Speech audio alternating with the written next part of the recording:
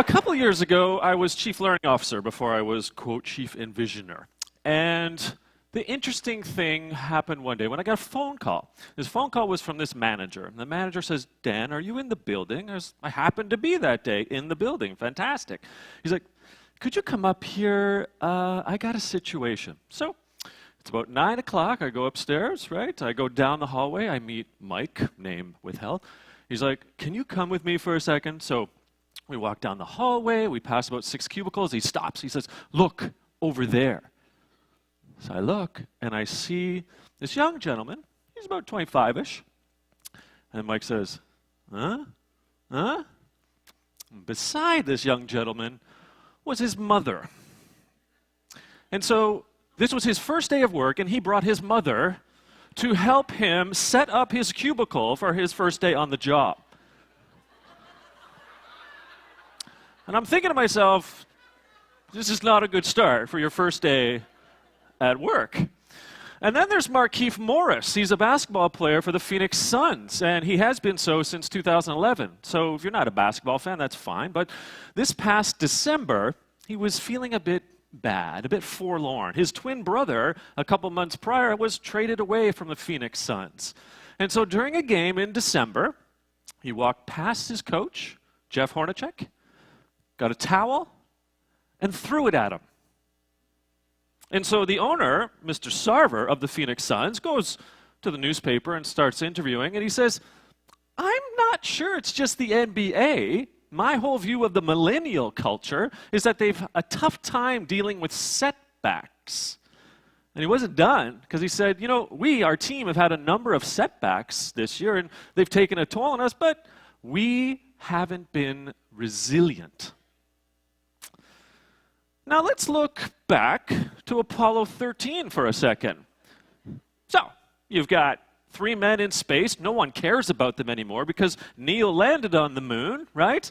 So these 3 men now, something happened, right? It's not as though Captain Lovell phoned up and said, Mom, we have a problem. No, he had Houston. But then myriads of different men and women in Houston had to figure out how to bring these poor 3 gentlemen back from space instead of hurtling into the sun. And those 3 men had to figure out themselves also how to get out of this predicament. Like in Rothenburg, it's this medieval town in Germany that was from like 950. And so during World War II, John McCloy was the assistant general of essentially making sure that we took back Europe, thought to himself, you know what, I could obliterate Rothenburg like we're supposed to for the rest of Germany, or I could reach out to Major Toms on the German side and say, you know what, maybe we should work together, think outside the proverbial box, and preserve Rothenburg for future generations. And McCloy was given the honorable protectorate of Rothenburg. And today, if you've been, you should go. It's this wonderful, majestic medieval town that we get to experience. And then there's one of my favorites, Madonna. I mean, look at me. Madonna, borderline, Lucky Star, right? These songs from the early 80s could have been the end of her. Like Martika, like Milli Vanilli, like who remembers Debbie Gibson? But Madonna had some traits that I want you to think about for the kids that we're developing for tomorrow. She had very key traits that help organizations today. Like my personal hero, Terry Fox. As a late teen, playing basketball for the Simon Fraser University, he was told that he had cancer in his right leg. And so what does he do? Gets it amputated. He says, no problem. I'll just run a marathon every day and raise money for cancer. No problem. No problem. So what's happening is that there's this status quo thinking. Let's continue to teach, or let's continue to produce skills of one color in a paint bucket. Yet the new reality of our organizations, the quote corporate world, is that we need to be able to paint in all the colors. And we need certain traits in which to do so. Because as the Chinese proverb suggests, do not confine your children to your own learning, for they were born in another time. Now, let's look at the Fortune 500 for a second. If we're suggesting today that for organizations to thrive or survive, they must thrive, how many of the Fortune 500 companies in 1955 are left today? Would it surprise you that it's only 11%? Now, differently, let's ask the question, in 1955, if, as it was, the life expectancy for a firm was to be 75 years, what is it today? It's 15. So something ostensibly is happening. And even the US Bureau of Labor Statistics have been tracking this for decades. And they find that about half of all these new firms will survive 5 years or more, and about a third, about 10 years or more. But look at that first point, 5 years, then organizations do not survive. Now, there's a problem. And of course, there's more problems ahead. We've got Robotville coming. We've got artificial intelligence. They're supposed to take over the world. And in fact, studies suggest that Deloitte, for example, 35% of all the jobs across the UK are going to disappear by 2035. In America, it's predicted, ironically, by the University of Oxford, 47%. And in the Australian peninsulas, 40%. That's about 5 million jobs are going to disappear. In fact, Andy McAfee and Eric Brynjolfsson, in their book, brilliant book, The Second Machine Age, suggest there's an irony here. Yes, productivity is increasing through this artificial intelligence and robotics, but you know what? We're not creating jobs out of this. So, for example, in Asia, you can go to a restaurant now, and they will serve you beer with a robot, they'll take the beer away by a robot, and they might serve you pierogies by a chef that is a robot. It's happening. This is not a joke, right?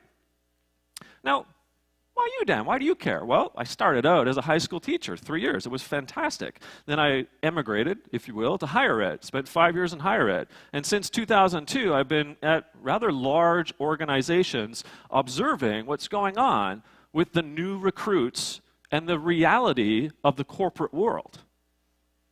And I've seen a light. If TED is an idea worth spreading, I've got one I hope that you'll at least think about, if not agree with, going forward. So put it differently. Let's play tic-tac-toe for a second, right?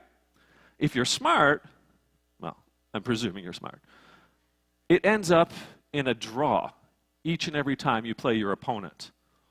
But I want us to think that, in fact, there is no box, and that we can win if there are certain traits like Madonna that allow us to think that there is no box. So, what are we noticing, first of all? Well, what we're receiving at times, and this is a generality, but work with me, this need for concrete, well-defined tasks. Tell me what to do, tell me what to do, tell me what to do. And in fact, I believe that comes from a what's on the test mindset. Teaching to the test, teaching to the exam. Then, there's Instagram, the distraction by vanity. What'd you have for lunch today? Let's post it on Instagram. And then, of course, if you're not promoted within a month on the job, all hell breaks loose. And then lastly, this essence of inflexibility and this sort of lacking of imagination is actually compelling the issue inside of our organizations, notwithstanding the fact that good, smart people are inventing artificial intelligence and robotics. So people like Mary Egan are not dissimilar to me. She's a former SVP of Starbucks, and she said, you know what, this generation, millennials, is not as comfortable with figuring out what to do. In fact, excelling at any job is about doing the things you weren't asked to do. So, this is fun, right?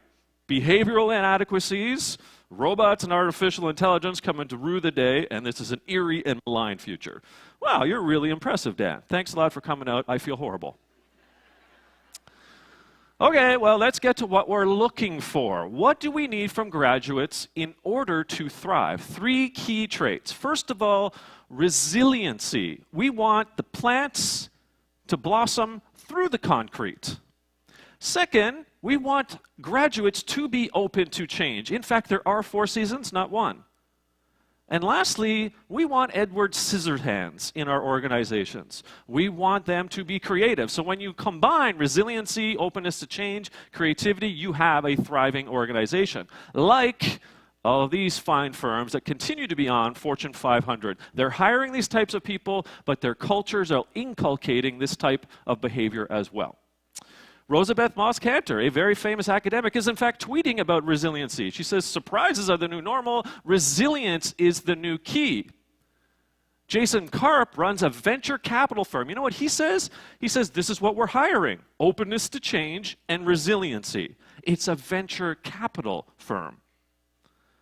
Academics are weighing in on this, like the wonderful TED by Angela Lee Duckworth and her research. Grit is something about you thinking about the future and staying to it. Organizations need these types of people demonstrating grit in the organization, thus the organization can have resilience over time. Other academics, like Dr. Pontefract, says, and research this, combining openness with effort are actually the biggest influences on success in the organization. And other academics have found that actually this openness to change helps you later in life with your cognitive abilities.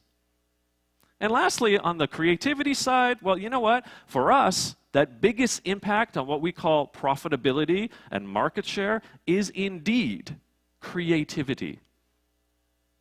Now, here's where the rubber meets the road. On the y-axis, we've got the 3 traits.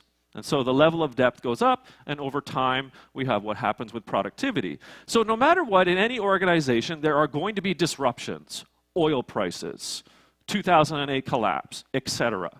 And then there's a post-disruption phase. The employee who has a really high level of resiliency, openness to change, and creativity will be stuttered a bit, but they come back and they help the organization, and they actually are productive more so than ever. Employee B, with less of the traits, stutters and takes longer to recover and may not actually come back to that full threshold. But most importantly, if we receive employees who have a very low level of these traits, that's when problems seem to occur in our organizations. That's when we get the new employee bringing his mom to work on day 1. So in conclusion, it is not just about Maslow's new 6th level called the internet and bringing Twitter and Facebook and Instagram to the work world. It is not. And for those of you that do know me, I am a tech guy. But it is not just about the tech. For all the new tech that we have out there in the schools or in the organizations, this is not what we're after. This comes. And God bless, the robots are coming too, so no matter what, we just got to be ready for them. Let me give you an example. So when I was at the British Columbia Institute of Technology, we had a 1-year program called ITP, Information Technology Professional. The average age was about 30 years old of the constituents. And for the 1 year, they ran a simulated company. It was called Millennium Corporation, if you can believe it. Now, at about week 3, they got a notice from the fake headquarters. And the notice was, be prepared to stay late tomorrow. It happens. It's the corporate world. Now, at 4 o'clock, what happened was each of them had their own laptop. The network went down, and their machines got wiped clean. And the order from headquarters was, terminal virus, you must put the network back together. We don't care how long it takes. Some classes would be there till midnight, 2 in the morning. They hated us the next day, of course, right? Because we did it on a Wednesday. But what were we doing there? We were teaching resilience, openness, and creativity. As much as they hated us, years later they came back and said, thank you for that type of experiential learning. And in essence, it was about this. We were encouraging failure, for it ensures real-world learning. Maybe put differently, more famously, Lao Tzu says, if you tell me, I'll listen. If you show me, I'll see. But if you let me experience, I'll learn. And I want that experience coming through resiliency, openness to change, and creativity. Like in China, where these days they have texting lanes. Who would have thought it, right? I mean, seriously. It's amazing. Talk about no box, right? Or in other parts of Asia, there are boat schools. These kids who cannot get off of the area in which they live, there are no roads, they built solar-paneled boat schools so that the boats come to the kids, and that's where they learn. Now that's those 3 traits I refer to.